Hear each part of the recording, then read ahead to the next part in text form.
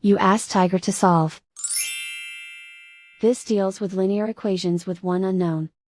The final result is t equals -2. Let's solve it step by step. Group all constants on the right side of the equation. Add 5 to both sides.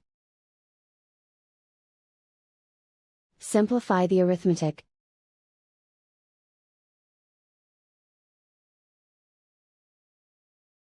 Isolate the t.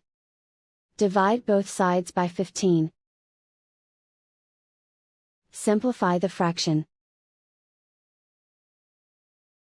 Find the greatest common factor of the numerator and denominator. Factor out and cancel the greatest common factor. And so the final result is t equals -2.